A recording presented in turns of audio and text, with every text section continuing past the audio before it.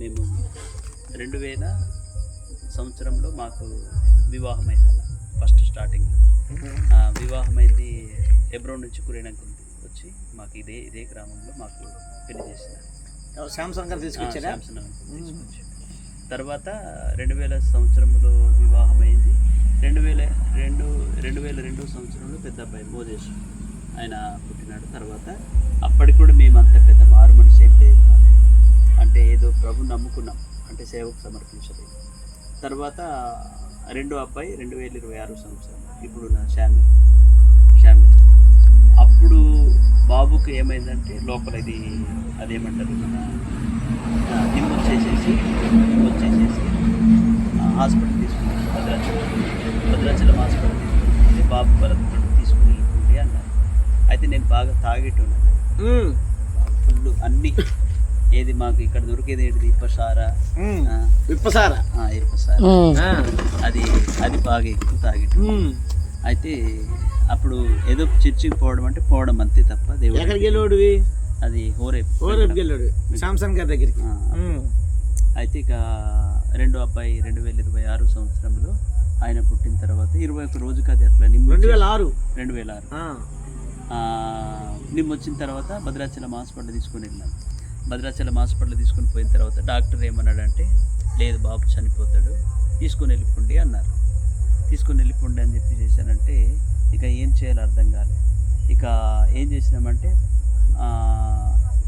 ప్రార్థన చేసినాం. ప్రభువా నీ చిత్తం అయితే, అంటే ప్రార్థన చేయడం వచ్చు కానీ మారు మనసు లేదు.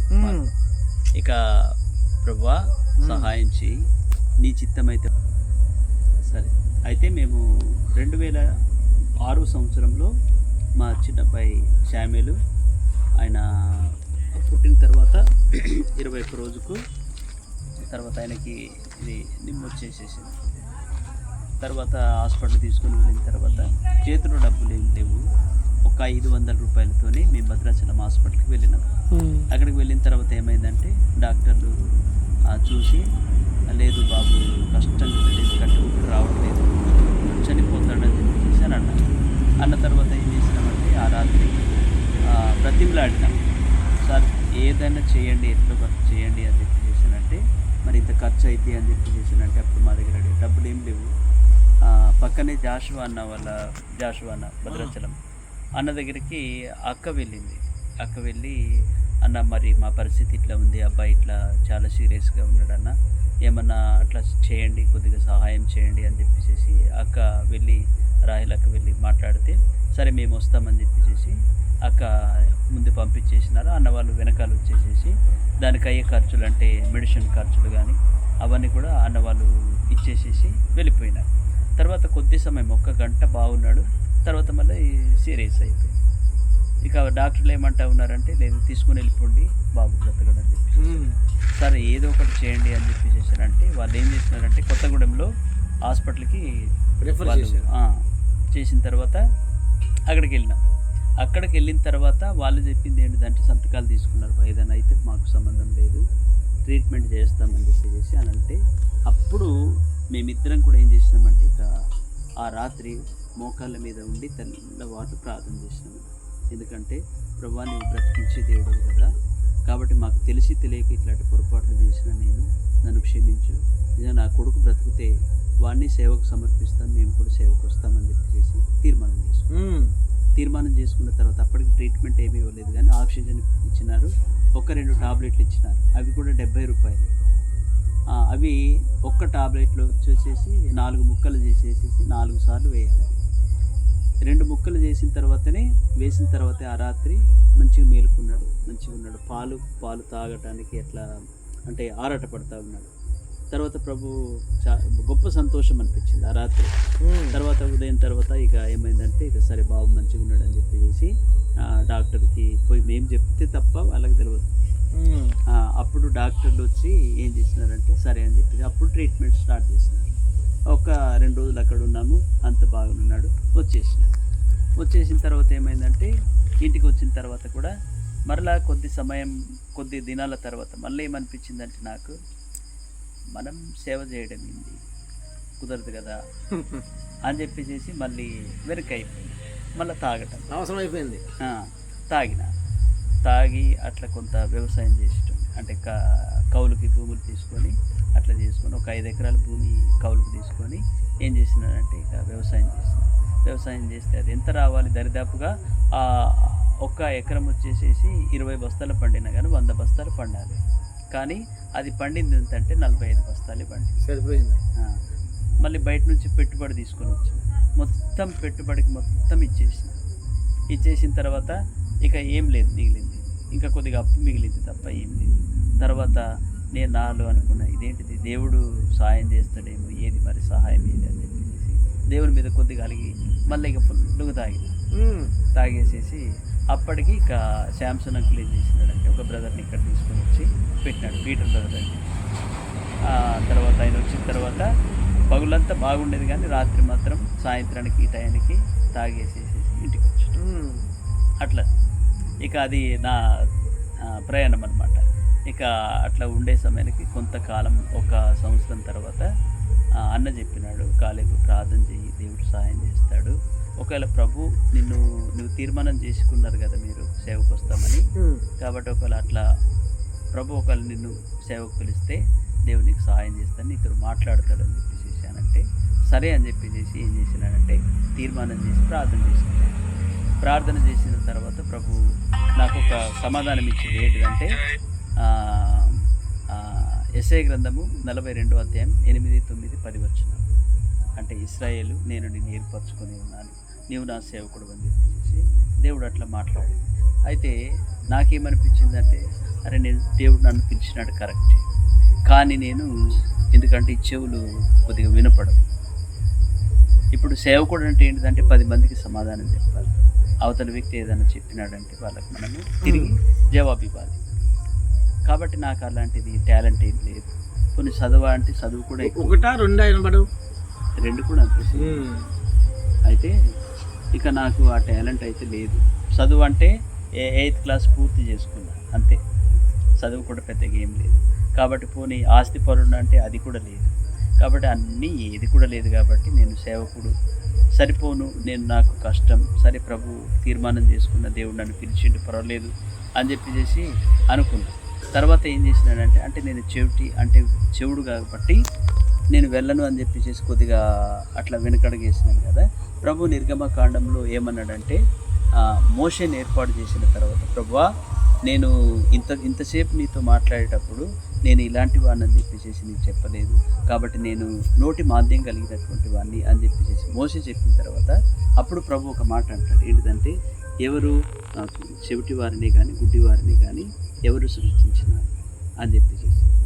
కాబట్టి అప్పుడు నాకు అనిపించింది, ప్రభు నాతోనే కదా మాట్లాడినాడు, సరే అని చెప్పేసి మళ్ళీ తీర్మానం చేసుకున్న తర్వాత హగ్గయి గ్రంథంలో 3వ అధ్యాయం లాస్ట్ వచనంలో ఒకటి ఉంటుంది. ఏంటిదంటే, నువ్వు నా సేవకుడవు అని అంటే నేను వచ్చేస్తాను. అక్కడ ఏమున్నదంటే జెరుబ్బేలు ఆ మాట. కాబట్టి అది నీవు నా సేవకుడవు అని చెప్పేసానంటే అప్పుడు అనిపించింది, ఇక సరే నేను సేవకి వెళ్ళిపోతాను అని చెప్పేసి తీర్మానం చేసుకున్నాను.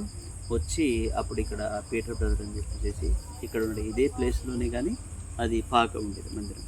తర్వాత ఏమైందంటే ఇక వచ్చి అన్నతో చెప్పిన, అన్న ఇట్లా ప్రభు నాతో మాట్లాడినాడు, కాబట్టి నేను సేవకు వెళ్తానని చెప్పేసి అని తీర్మానం చేసిన తర్వాత అక్క నాకంటే ముందే ఆమె ఇక పరిచర్య అంటే ఆమెకు బాగా ఇంట్రెస్ట్గా ఉండేది, అంటే సేవ చేయడం. రాయలమ్మ అయితే ఆమెకు ప్రభుత్వం ఆమెకు ఫస్ట్ వాగ్దానం ఇచ్చింది ఏంటంటే, నా మందిరం మీ మధ్య ఉంచగలను, నా మనసు మీ మీద అసహ్యపడదని చెప్పేసి అక్క వాగ్దానం.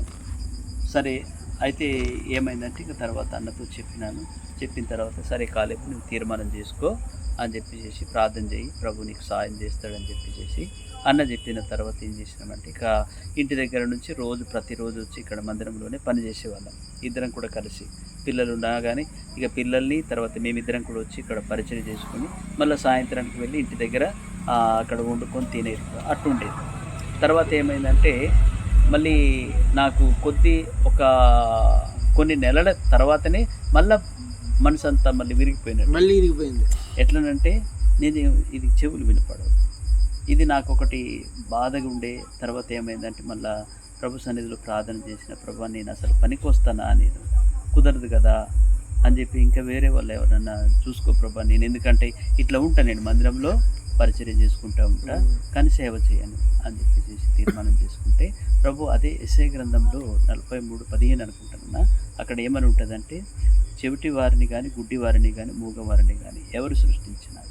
నా దూతలు, నా సేవకులు, వీళ్ళే కదా మూగవాళ్ళు, చెవిటివారు, గుడ్డివారు అని చెప్పేసి అక్కడ వాక్యము స్పష్టంగా ఆ రోజు నాకు బైబిల్ తెరవగానే చూసిన ఆ మాట స్పష్టంగా నాతో, అంటే నేనే కదా చెవిటి, నేనే కదా మూగ, అంటే ఒక సేవకుడు అనేవాడు మూగతనంలో ఉండాలి, చెవిటితనంతో ఉండాలి, అన్నీ కదా ఇవన్నీ కదా.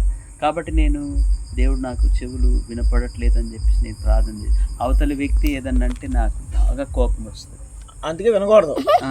ఎవడన్నా తిడితేనేమో చెవిటోళ్ళు అయిపోవాలి, అది ఎవరన్నా తిడదామంటే మోకడు అయిపోవాలి, అది ఇక ఎవరన్నా అంటే నేను పడి ఉండేటోడు కాదు, అది సంగతి. అందుకే నీ చెవిటో చేసి ఏం చేసిందంటే ఇవి ఆఫ్ చేసి, ఇక నాకు అనిపించింది, అవును ప్రభా, అవతలి వ్యక్తి ఏదన్నా అన్నప్పుడు నాకు కోపం రాకుండా ఉండాలంటే వినపడకుండా ఉండాలి.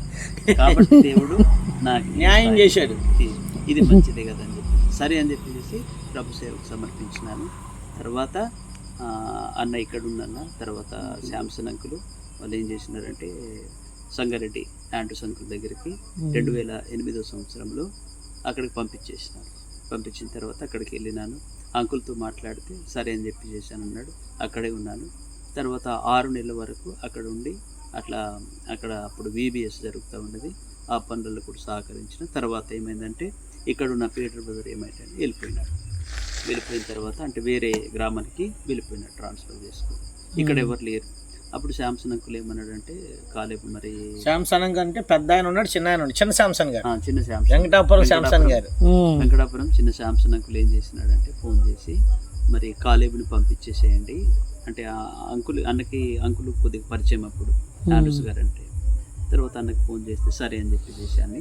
ఇక అంకులేమో మన చిన్న శాంసన్ అన్న వెంకటాపురం అయినా హెబ్రోన్కి వెళ్ళిన తర్వాత నేను ఇక్కడ నుంచి సంగారెడ్డి నుంచి హెబ్రోన్కి వెళ్ళిన తర్వాత అక్కడ అప్పుడు జీటీ బెంజమిన్ అంకుల్ ఉన్నాడు, అంకుల్ దగ్గర ప్రార్థన చేయించి తీసుకుని వచ్చినాడు. ఇక్కడికి వచ్చేసి ప్రస్తుతానికైతే అక్కడ ఉండండి మురుమురులోనే. 2009 అంటే నేను వెళ్ళింది 2008కి సంగారెడ్డికి వెళ్ళింది. ఒక 6 నెలలు అక్కడే ఉన్నా. తర్వాత వచ్చినాను. తర్వాత 2009లో మమ్మల్ని ఇక్కడికి పంపించిన, అంటే జూన్ నెలలో పంపించిన, 2009 జూన్ నెలలో. ఇక ప్రస్తుతానికైతే అక్కడ ఉండే, తర్వాత ఎక్కడెక్కడ మార్దాం, ఎందుకంటే సొంత గ్రామం కాబట్టి కుదరతుంది అని చెప్పి పంపించిన. ఆ లోపల జీటీ బెంజమిన్ అంకుల్ చనిపోయింది. ఇక నేను అప్పుడు నాకు హెబ్రోన్ అంటే పెద్ద పరిచయం కాదు కాబట్టి ఎవరి దగ్గరికైనా వెళ్ళి నన్ను ఎక్కడికైనా పంపించండి అని అంత లేదు నాకు. వెళ్తే ఇక చిన్న శాంసన్ దగ్గరికి పంపించాను. సరే వచ్చినాము, ఇక్కడే ఉన్నాము. అట్లా ఇక 2009లో మా పరిచయం స్టార్ట్ అయిన తర్వాత అప్పుడు ఇంట్లో తినడానికి లేదు. మా అమ్మ నాన్న కూడా, మా చిన్నప్పుడే చనిపోయినారు. మా నాన్న చనిపోయినాడు, మా అమ్మ ప్రభు నమ్ముకున్నది. అయితే వేరే నమ్ముకోలే, చనిపోయినాడు. మా అమ్మ నమ్ముకుంది కానీ వేరే సావసం అంటే పెంతెకోస్తు అక్కడికి వెళ్ళేది. అయితే ఇక్కడ చర్చి ఏర్పడ్డ దగ్గర నుంచి మేము పరిచర్యకు సమర్పించిన దగ్గర నుంచి మన హెబ్రోన్కి వస్తూ ఉన్నది. అయితే మేము కూడా పెద్ద ఆస్తిపరులం మేము కాదు. అయితే ఇక్కడ మేము పరిచర్యకు వచ్చిన తర్వాత కూడా ఇక మాకు తినడానికి కూడా ఒక్కొక్క రోజు అన్నం ఉండకపోయేది. 2 పిల్లలు, చిన్న పిల్లలు, అమ్మ వాళ్ళ దగ్గరికి పంపించేసేసి మేము మా రాహేలు మేమిద్దరం నీళ్లు తాగి అట్లా చాలా, ఒకసారిని కాదు చాలాసార్లు అట్లా జరిగింది. ఎందుకంటే ఆకలితోనే పడుకునేది. మళ్ళీ ఉదయం ఎవరన్నా ఒకవేళ అట్లా ప్రభు వాళ్ళతో మాట్లాడి పంపిస్తే అట్లా ఉన్న అన్నం వండుకొని అట్లా తినేవాళ్ళం. సరే అట్లా జరుగుతూ ఉండేది పరిచర్య. అట్లా మేము 2014 వరకు కూడా కూలికి వెళ్ళినాం, నాటు పనులకి, నేనేమో వరాలకు సేవ చేసుకుంటూ. అబ్బా 2014 వరకు కూలికి వెళ్ళి అట్లా మేము పరిచర్య చేస్తూ ఉన్నాం. ఆయన కూలికి వెళ్ళినప్పటికీ మాకు ఇక రోజుకి ఇక అంతవరకు ఒక్కరోజు పూటకేమో అవి ఆ డబ్బులు. తర్వాత రాహిలకి ఏమయ్యేదంటే ఏదో ఒక సమస్య వచ్చేది, డాక్టర్ దగ్గర తీసుకుని ఆ రోజు కూలికి వెళ్ళిన డబ్బులన్నీ మొత్తం డాక్టర్, అసలు ₹1 మిగలకపోయేది. ఇక 2014 వరకు కూడా అట్లా కూలి పని చేసుకుంటే అప్పుడు ప్రభు దగ్గర మేము సమాధానం చేసుకొని ఏం చేస్తాం, ఇద్దరం కలిసి ప్రార్థన చేస్తాం. ప్రభా మేము చేస్తున్నది ఒకవేళ తప్పైతే మమ్మల్ని క్షమించు, అంటే పరిచర్య చేస్తూ మేము కూలికి వెళ్తూ ఉన్నాం కాబట్టి అట్లా మేము చేయకూడదు కాబట్టి ప్రభా పోషించేది నువ్వే. ఇప్పుడు మత్తయి సువార్త 6వ అధ్యాయంలో ఉంది కదా, ఆకాశ పక్షులను చూడండి, అవి విత్తవు కోయవు కొట్టలో కూర్చోను, కాబట్టి వాటిని పోషిస్తున్న దేవుడు నేను మిమ్మల్ని పోషించలేనా అన్నాడు. కాబట్టి ప్రభా నువ్వు పోషిస్తావు, మేము ఒకరోజు ఆకలితో ఉన్నా పర్వాలేదని చెప్పేసి తీర్మానం చేసుకొని అప్పటి నుంచి మేము మందిరంలో ఉండి స్థిరంగా ఇక్కడే ఉండి ఇక పరిచర్య చేసుకుంటూ ఉన్నాం. అట్లా 2014, 2015, 2016 వరకు కూడా ఏ పనికి వెళ్ళకుండా దేవుడు మమ్మల్ని అట్లా పోషించాడు. 2016 తర్వాత హైదరాబాదు మన హెబ్రోన్ నుంచి కొంతమంది టీం ఏం చేసినారంటే వెంకటాపురానికి వచ్చినారు. ఏది చిన్న శాంసన్ అంకుల్ దగ్గరికి.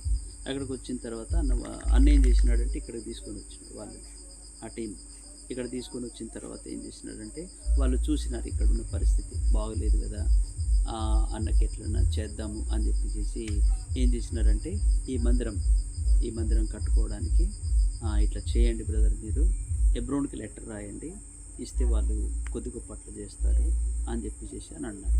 అన్న తర్వాత సరే అని చెప్పేసి హెబ్రోన్కి లెటర్ రాసి, అన్న మా పరిస్థితి ఇట్లుంది, చిన్న పాకు ఉంది, ఇది మాకు ప్రభుచిత్తం అయితే ఇట్లా చేయండి అని చెప్పేసి అంటే వాళ్ళు హెబ్రోన్ నుంచి ఒక 25,000 పంపించినారు. 25,000 పంపిస్తా 25,000తో ఏం చేసినామంటే పిల్లర్స్ వేసినాం, మందిరం పీకేసేసినాం, పిల్లర్స్ వేసినాం. పిల్లర్స్ వరకు అయిపోయింది, స్లాబ్ లెవెల్లో పిల్లర్స్ వేసేసి ఆఫ్ చేసినాం. ఇక తర్వాత డబ్బులు లేదు, 25,000 ఏం చేయాలో అర్థం కాలేదు. తర్వాత ఇక్కడ ఇదే ప్లేస్లో పాక వేసుకున్నాం, ఇదే పాకలో 3 సంవత్సరాలు ఆరాధన ఇక్కడే. ఇక అట్లా చేసుకుంటూ ఉన్న తర్వాత ఏమైందంటే తడపల ఎస్తేరాంటి ఉన్నారు, ఆ ఎస్తేరాంటి అన్నది కాలేవు, ప్రార్థన చేయి ప్రభుచిత్తం అయితే నేను హెబ్రోన్ వాళ్ళతో నేను మాట్లాడి పైన రేకులు పైపులు అవన్నీ కూడా పెట్టినట్టు చేద్దాము అని చెప్పేసానంటే సరే ఆంటీ చేద్దామని చెప్పేసి అట్లా ఆంటీ వాళ్ళు ఏం చేసినారంటే అట్లా మాట్లాడి కొంతమందిని తెప్పించి అప్పుడు దీన్ని చూసి పైపులు రేకులు అవన్నీ కూడా ఆంటీ తీసుకొని వచ్చి అవన్నీ ఫిట్ చేసి వెళ్ళిపోయినారు. తర్వాత ఏజీ కాలనీ నుంచి కూడా త్యాగరాజు అంకులు వాళ్ళు ఏం చేసినారంటే ఈ గోడలు కట్టుకోవడానికి, తర్వాత ఇవి గ్లాసు ఇవన్నీ కూడా పెట్టుకోవడానికి వాళ్ళు చేస్తున్నారు. అట్లా ఇక్కడ పరిచర్య స్టార్ట్ చేసుకుంటూనే అప్పుడు వాజేల్లో స్లోగా స్టార్ట్ చేసినాను. అక్కడ ఒక్క బ్రదర్ ఉండేది. ఇక్కడ నుంచి ప్రతిరోజు ఉదయం అంటే ప్రతి ఆదివారము ఉదయం 6 గంటలకు మేము ఇక్కడ నుంచి రెడీ అయ్యి 7-8 కల్లా అక్కడ ఉండేవాళ్ళు. ఎలాగెళ్ళేవాళ్ళు? సైకిల్ మీద. అప్పుడు మాకు బండి ఎన్ని కిలోమీటర్లు? ఇక్కడ నుంచి 8 కిలోమీటర్లు. 8 కిలోమీటర్లు సైకిల్ మీద తొక్కి వెళ్ళి అక్కడ పరిచర్య చూసుకొని మళ్ళీ వచ్చి ఇక్కడ కరెక్ట్ 10:30కి ఇక్కడ స్టార్ట్ చేసాం పరిచర్య. ప్రతి ఆదివారం రోజు సైకిల్ మీద ఇద్దరం వెళ్ళి అట్లా వచ్చేవాళ్ళం. అక్కడ పరిచర్య స్టార్ట్ చేస్తే అక్కడ ప్రభు కార్యం చేసినాడు. అక్కడ కూడా ఒక బ్రదర్ వాళ్ళు నమ్ముకున్నారు. వెంటనే అన్న మా దగ్గర పరిచర్య స్టార్ట్ చేయండి ఇక్కడ అని చెప్పేసి చెప్పినారు. చెప్పిన తర్వాత ఏమైందంటే ఇక వాళ్ళు మేము అక్కడ కూడుకునే ఇంటి దగ్గరే వాళ్ళు ప్లేస్ ఇచ్చినారు, అక్కడే కూడుకునేది. అట్లా ఏమైందంటే కొంతమంది అట్లా సమకూర్చబడిన తర్వాత ఒక చిన్న పాక వేసుకున్నాం అక్కడ, వాళ్ళు స్థలం ఇస్తే ఆ పాక వేసుకున్న తర్వాత అక్కడ పరిచర్య స్టార్ట్ చేసేది. తర్వాత మేము సైకిల్ మీద అట్లా వెళ్తూ వచ్చేటప్పుడు ఏమైందంటే ఎస్తేరాంటి అప్పుడు స్కూటర్ ఉండేది వాళ్ళ దగ్గర, స్కూటర్ ఇచ్చినారు. స్కూటర్ ఒక అంటే కొన్ని నెలలు అట్లా వాడుకున్న తర్వాత ఇప్పుడు ఉన్న బండి ప్లాటిన బండి అన్న వాళ్ళు 2016 సంవత్సరంలో తీసుకున్నాడంటే అన్న ఏం చేసినాడంటే ఆయన సమర్పించి, వాళ్ళు వ్యాపారస్తులే, అన్న సమర్పించి ఏం చేసినాడంటే ఆ బండిని నాకు తెలియదు, ఆయన ఇస్తూ ఉన్నాడని చెప్పి తెలియదు, వాళ్ళు ఏం చేస్తారంటే తెలియదు, ఇద్దరిని బ్రదర్ని ఇచ్చేసేసి ఆ బండిని తీసుకొని వచ్చి మా మందిరంలో ఇక్కడ పెట్టినాడు. నేను అనుకున్నా కదా బండి మీద వచ్చినాడు, మళ్ళీ బండి మీద వెళ్ళిపోతారని చెప్పేసి అనుకున్నాను. తర్వాత ఏమైందంటే అన్న పేరు డానియల్, ఏమన్నారంటే ఆయన ఎల్బీ నగర్ అక్కడ నుంచి బండి మీద వచ్చాడా? బండి మీద వచ్చినాడు. ఇద్దరు బ్రదర్ని చేసి పంపించేసినాడు. ఇక వచ్చి బండి ఇక్కడ పెట్టిన తర్వాత వెళ్ళేటప్పుడు ఆయనకే చూసి మందిరంలో అట్లా కొంత సహాయం చేసినారు. అవన్నీ ప్లానింగ్ ఇచ్చింది వాళ్ళే. చెప్పు. అయితే ఏమైందంటే ఇక బండిని ఇక్కడ పెట్టేసేసి వెళ్ళిపోయినారు. వెళ్ళిపోయిన తర్వాత ఇక ఆ బండి మీద పరిచయం చేసుకుంటూనే తర్వాత అక్కడ ముకునూరు పాలెంలో కూడా పరిచయం స్టార్ట్ చేసినాం. ఇప్పుడు ఈ 3 సంఘాలలో పరిచయం చేసుకుంటూ అట్లా ఇప్పుడు ప్రభు ఇచ్చింది అది కూడా, ఆ బండి కూడా. తర్వాత ఏమైందంటే ఇక్కడ ఇల్లు లేదు, ఎట్లా చేయాలని చెప్పేసి ఇంటి దగ్గర ఉన్న దాన్ని తీసుకొని వచ్చి ఇక్కడ పీకి ఇక్కడ పెట్టినాం. ఇది పెంకుటిల్లు. ఇది కూడా పోయిన ఇది జూన్ నెలలో ఫుల్ వర్షం వచ్చింది, తర్వాత గాలి వచ్చింది. అవును, పెంకులు వేసిపోయి పెట్టావు. ఇక గాలి వచ్చిన తర్వాత ఏమైందంటే పైన ఉన్న పెంకులు మొత్తం కూడా కిందకి రాలిపోయినాయి. అవి మళ్ళీ నేనే పెట్టుకున్నా. పెట్టుకొని పైన అది పట్ట కప్పేసేసి వర్షం పడితే కారుద్దా మొత్తం. ఇప్పుడు కారదన్న 2 పట్టాలు పెట్టినాం. ఇక లోపల ఉన్న సామాన్లు మొత్తం తడిసిపోయినాయి, ఏమి లేవు. ఇక తర్వాత ఇక దీన్ని వేసుకున్న తర్వాత ఇక ఇట్లా మా పరిచర్య ఇక 2019 సంవత్సరంలో ఇందాక చెప్పినాడు కదా ఏజ్ కాలనీ అన్న వాళ్ళు ఏం చేసినారంటే మా పరిచర్య చూసి అన్న మరి పరిచర్యలు వాడుకోండి అని చెప్పేసి ఇచ్చినాడు, కానీ మేమేం దాంట్లో ఏం వాడుకోకుండా మందిరంలో, ఎందుకంటే 3 బ్రాంచీలు ఉన్నాయి కాబట్టి అని చెప్పి ఆటో తీసుకొని అవి కిస్తీలు ఉంటే ఇక స్కూల్ పిల్లలు, ఇంగ్లీష్ మీడియం స్కూల్ పిల్లలకి పెట్టుకున్నాం. 3 సంవత్సరాలు కూడా 3 సంవత్సరాల్లో ఆ కిస్తీలన్నీ కట్టేసుకున్నాం. ఇది ఆటో తీసుకున్న కిస్తీలన్నీ కట్టేసిన తర్వాత ఇక అవి కిస్తీలు అయిపోయింది. ఇక లేదు, మేము బయట తోలుకోకూడదు, ఎందుకంటే సేవ కూడా అట్లా చేయకూడదు కదా అని చెప్పేసి ఇక ఏం చేసినామంటే అట్లాగే ఉంచేసాం. దానికంటే ముందు ఫస్ట్ స్టార్టింగ్లో ఏముందంటే ఆ విషయం మీకు చెప్పలేదు. అది ఎట్లయితే అన్న నేను ఉండను, సొంత గ్రామం కాబట్టి సొంత గ్రామంలో సేవ చేయకూడదు, చేసిన అది ఫలించదు అని చెప్పేసి అని చాలాసార్లు హెబ్రోన్కి వెళ్ళి అక్కడ ఆఫీస్లో కానీ తర్వాత పేట్రాచారి అన్నతో కూడా 2-3 సార్లు చెప్పినాను. అన్న నన్ను వేరే ఎక్కడికైనా పంపించండి అని చెప్పేసానంటే చూద్దామని అనేవాళ్ళు. కూరని అంకుల్తో చెప్పినాను, అంకుల్ మీకు తెలుసు కదా ఆ ఏరియా, తర్వాత అందులో మళ్ళీ మా సొంత ప్రాంతం అది, నేను అక్కడ ఉండను, వేరే దగ్గరికి ఎక్కడికైనా పంపించండి అంటే లేదు కాలేబు నువ్వు అక్కడే ఉండాలా, ఎందుకంటే ఆ ప్రాంతంలో నువ్వు తప్ప ఇంకెవరైతే అక్కడ ఉంటారు మాకు తెలుసు, ఎందుకంటే సిటీ నుంచి పంపిస్తే 1 రోజు 2 రోజులు ఉంటారు, వెళ్ళిపోతారయ్యా, వద్దు మళ్ళీ సంఘం పాడైపోతుంది అని చెప్పేసానంటే సరే నన్ను ఎవరైనా ఇట్లనే అంటా ఉన్నారు కాబట్టి ప్రార్థన చేసిన ప్రభా నేను వెళ్ళాలా ఉండాలా. అప్పుడు నాకు పరిచర్య ఇక్కడ చేయాలనిపించట్లేదు. 3 సంఘాలు ఉన్నాయి కానీ అంత ఇంట్రెస్ట్ లేదు నాకు, అంటే ఆత్మల భారంతో చేయలేదు నేను. సరే అని చెప్పేసి ప్రార్థన చేస్తే అపోస్తుల కార్యములు 1వ అధ్యాయం 4-5 వచనాల్లో దేవుడు ఏమన్నాడంటే నేను కొన్ని దినములలో నీకు పరిశుద్ధాత్మలు బాప్తిస్మం ఇస్తాను. అంటే మీరు యెరూషలేమును విడిచిపెట్టి వెళ్ళక. అంటే యెరూషలేం అంటే ఇది అని చెప్పి నేను అనుకునేది, యెరూషలేం అంటే అది కదా యెరూషలేం అని చెప్పి. లేదు యెరూషలేం అంటే నేను ఏ స్థలంలో ఉన్నానో అదే స్థలంలో ఉండి నువ్వు పరిచయం చేయాలి. దేవుడు ప్రభు నాతో మాట్లాడిన దగ్గర నుంచి ఏం చేసిందంటే అప్పుడు పరిచర్య స్టార్ట్ చేసింది. ఆత్మల కొరకు భారం కలిగి. ఏ సంవత్సరం అది ప్రభు అక్క? అది ఏ సంవత్సరం తమ్ముడు? అది 2019 సంవత్సరం 19 నుంచి. ఇక అప్పుడు నాకు అనిపించింది ఏంటంటే ఇక లేదు, ప్రభు నన్ను పొమ్మనే దాకా ఇక్కడే ఉండి నేను నిలబడి పరిచయం చేస్తానని అట్లా పరిచయం చేస్తూ ఆ రీతిగా ఈ చుట్టుపక్కల చేసుకుంటూ, ఎందుకంటే యేసు ప్రభు కూడా యెరూషలేములో ఉండి అక్కడ పరిచర్యలే చుట్టుపక్కల తిరుక్కుంటూ పరిచర్య చేస్తూ అట్లున్నాడు. అట్లాగే నేను కూడా మొరుగుట్లో ఉండి నేను చుట్టూ తిరుక్కుంటూ పరిచర్య చేస్తాను. అది దేవుడు. అది ఇక్కడ ఒక క్షణం ఆగుదాం. అవును, ఇప్పుడు మన భారతదేశానికి చాలా దేశాల నుంచి మిషనరీస్ వచ్చారు. ఏ మిషనరీ అయినా వెనక్కి వెళ్ళిపోయాడా? లేదు. వెళ్ళాడా? వెళ్ళలేదు. Any missionary no turn back. ఎక్కడ ఏ దేశానికి వెళ్ళా, వచ్చిన మిషనరీలు అందరూ ఇక్కడే చచ్చిపోయారు. అవును. సో దేవుడు నేను ఇక్కడ ఉంచాడు కాబట్టి ఇంకెక్కడికి వెళ్తాను అనుకో. ఎవడిది ఆయన కురియనకు చెప్పినట్లు సిటీలో వచ్చినోడు ఎవడు ఉన్నాడు ఇక్కడ. ఈ కొండల్లో కోనలు ఎవరు అంటారు? ఇప్పుడు నేను కూడా తాటాకులగూడలో ఉన్నాను, వంకవరగూడలో ఉన్నాను. నా దర్శనం ఏంటి? ఎక్కడికి వెళ్ళకూడదు, ఏ మిషనరీ వెళ్ళలేదు. అందుకే ఏం చేయాలి? దేవుడు ఎక్కడైతే ఉంచాడో నన్ను అక్కడ దేవుడు ఉండమన్నాడు కాబట్టి అక్కడే ఉండిపోవాలి. కాబట్టి నువ్వు ఈ ఏజెన్సీ ప్రాంతంలో దేవుడు ఉంచాడు కాబట్టి నువ్వేం చేయాలి? ఇది కేంద్రం చేసుకుని చుట్టుప్రక్కల అంతా తిరగాలి, లూప్ లైన్. అది చెప్పు. ఇప్పుడు ఇక మేము అట్లా పాములూరు తర్వాత ఇప్పుడు ఎందుకు ఆ మైండ్ ఉందా? వెళ్ళిపోవాలి మైండ్ తీసేవా? లేదు ఇక తీర్మానం ఎందుకంటే ఆ మైండ్ నుంచావా తీసేవా? అలా తీసేసిన ఇక్కడే ఇక్కడే ఈ భూమిలోనే. ఎందుకంటే చుట్టుపక్కల కాదు ఈ భూమిలోనే. అవును. రైట్. ఇక్కడ నుంచి ఆ భూమికి ఇక ఇక్కడే ఉంటూ చుట్టుపక్కల అట్లా పరిచయం చేయాలని చెప్పేసి తీర్మానం చేసుకున్నా. తర్వాత ఏంటిదంటే ఇక ఎవరినైనా కానీ ఇక తెలియని ప్రాంతాలకు వెళ్ళి సువార్త చేయాలి, వాళ్ళకి చెప్పాలి. మా భాష ఎవరికైతే భాష వస్తుందో తెలుగు అర్థం కాని వాళ్ళకి నేను కోయ భాషలోని వాక్యం చెప్పడం, కోయ భాషలో పాటలు పాడటం అట్లా చేసుకుంటూ అట్లా తిరుగుతాను. ఇప్పుడు పాములూరు ఉంది, పాములూరు 2 సార్లు సువార్తకు వెళ్ళాను. అక్కడ పాములూరు సంగతి చెప్పు. పాములూరు అంటే ఇక్కడ నుంచి మా ప్రాంతం నుంచి 18 కిలోమీటర్లు నడిచి వెళ్ళాలి. సైకిల్ కూడా వెళ్ళదు, ఓకే. సైకిల్ కూడా పోవడానికి అవకాశం.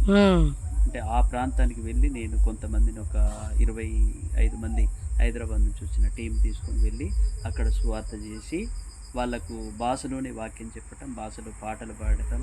వాళ్ళకు తెలుగు రాదు, నాగరికత మారిందా అది? మంచి మనలా బట్టలు వేసుకుంటాం. బట్టలు అంటే ఎట్లా అంటే టవల్ చుట్టుకుంటారు, ఇది నడుముకి మోకాల వరకు టవల్ చుట్టుకుంటారు. ఇంకొక టవల్ ఏమో సిస్టర్స్ అయితే ఇట్లా పెట్టుకుంటారు ఇట్లా. తర్వాత బ్రదర్స్ కంటే ఏముండదు, గోసులు ఉంటాయి. గోసులు అంటే అది అంతే. కాబట్టి వాళ్ళకి చొక్కా ఉండదు, ఏముండదు. వాళ్ళ దగ్గరికి వాళ్ళకి ఏంటిదంటే లొద్దలు బాణాలు ఉంటాయి. ఇక వాళ్ళతో ఒకవేళ కనుక మనము వాళ్ళ భాషలో మనం మాట్లాడకపోతే మనం నేసి పడేస్తారు మానలతో. అట్లా కోయి భాషేనా? కోయ భాష అనుకోలే. ఎవరు అన్నలోరు అక్కలోరు అనుకుంటే వెళ్ళాలా? బేనోర్రో మీరు అంటారు, కోయొత్తారు. బేనోర్రో అన్నప్పుడు మనం ఏం చెప్పాలా? మమ్మేరో మీ శంఖ వక్తం అని మేము చెప్పాలి. అంటే మేమే మీ గురించి వచ్చాము కాబట్టి మేము మీకు కొన్ని మాటలు చెప్పడానికి వచ్చినామని చెప్తానంటే అప్పుడు సమాధానం. సాయం ఇందినే అని భాష. సాయం అంటే మంచిగా ఉన్నావా కాదు, భాషలో వాళ్ళతో కాదు. వాళ్ళు వచ్చి బేనూరు అని అడుగుతారు కదా, మరి మేము కోయొత్తారు మేరా. మమ్మ కూడా ఫస్ట్ మావది ఇదే నారు అంటే మాది ఇదే ఊరు. అవును తెలుసు నాకు, ఆ భాష వచ్చు. నారు లోన్ మిందే సాయి మిందినే దోడ తింటివే ఇల్లే అట్లా చెప్పి వాళ్ళని దగ్గర చేసుకొని అప్పుడు వాళ్ళకి దేవుని మాటలు చెప్పి యేసు దేవుడు నమ్మటి ఇవన్నీ అట్లా చెప్తే అప్పుడు నమ్ముతారు. సంతోషం. మాట్లాడి ఏమైనా బట్టలు ఇస్తారా? బట్టలు, కొత్త బట్టలు కూడా అట్లా 2 సార్లు వెళ్ళి తీసుకుని వెళ్ళి బట్టలు బ్రదర్స్కి అయితేనేమో ప్యాంటు, చొక్కాలు అట్లా వాళ్ళకు చిన్నపిల్లలకి మరి ఇష్టపడతారా? తీసుకుంటారు. అట్లా కొద్దిగా వాళ్ళకు ఇక్కడ పరిచయం చేసుకున్నాం. మళ్ళీ 2వ సారి వెళ్ళినాం. 2వ సారి అయితే ఆ ఊరు మొత్తం అందరినీ పిలిపించి ఒక దగ్గరే భోజనాలు చేసి వంట చేసి వాళ్ళకి అందరికి భోజనాలు పెట్టి కొత్త బట్టలు ఇచ్చేసి వచ్చేసినాం. బండ్లు వెళ్ళవటు అక్క, బండ్లు బైక్స్ లేదక్క, నడిచి వెళ్ళాలి. నడిచి ఎంత టైం పడుతుంది? అది దరిదాపు ఇప్పుడు మాకు ఎనీ టైం నడిచేటోళ్ళం కాబట్టి మాకేం పెద్ద టైం అనిపించదు మాకు, ఎందుకంటే ఒక 2 గంటలలో వెళ్ళిపోతాం. ఇప్పుడు అక్కడ మేము చూసిన కొండలే కదా? అవును, ఓకే. 2 గంటలలో ఆ గ్రామానికి వెళ్ళి మేము 4 గంటలు పడతాం. మాకు మీరు పడుతుంది ఒక 5 గంటలు పడుతుంది. ఇంకా పెనుగోలు అంటే అది ఇంకా చాలా దూరం, 25 కిలోమీటర్లు. అంటే 3 గుట్టలు ఎక్కాలి. అది 3 గుట్టలు ఎక్కాలి. 3 గుట్టలు ఎక్కిపోతే అప్పుడు ఆ ప్రాంతం. గుట్ట మీద ఉంటారా, గుట్ట కిందికి ఉంటారా? అటు వాళ్ళు గుట్ట పైన ఉంటారు. పైన ఉంటారు. పైన కూడా ప్లేస్ ఉంటుంది. Okay okay okay. 2 కుమారులు, పెద్ద అబ్బాయి పేరు మోజేసు, చిన్న అబ్బాయి పేరు శామ్యులు. తర్వాత వాళ్ళు కూడా పిల్లలు చదువుకున్నారు. తర్వాత చిన్న అబ్బాయిని మేము సేవకు సమర్పించినాం ఫస్ట్లోనే. కాబట్టి పోయిన సంవత్సరమే హెబ్రోన్కి వెళ్ళాల్సింది, పంపించాల్సింది, ఏది ఇంటర్ అయిపోయిన తర్వాత. కానీ ఆ సంవత్సరంలో ఇక కొద్దిగా హెబ్రోన్లో కొద్దిగా గోలగోలు ఉంది, అట్లా వెళ్ళలేకపోయినాడు. తర్వాత ఇప్పుడు degree second year degree complete అయితే మళ్ళీ హెబ్రోన్కి పంపించాలని చెప్పేసి అనుకుంటా ఉన్నాం. పెద్ద అబ్బాయి డిగ్రీ కంప్లీట్ అయిపోయింది, ఐటీఐ అయిపోయింది.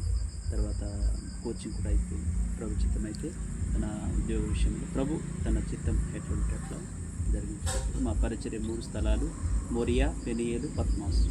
3 సంఘాలలో పద్మాస్, ముకునూరుపాలెం, పద్మాస్. ఈ సంఘాల కొరకు, విశ్వాసం కొరకు ప్రార్థించాను. థ్యాంక్ యూ కాలేబు, మంచి విషయాలు చెప్పావు. Praise lord.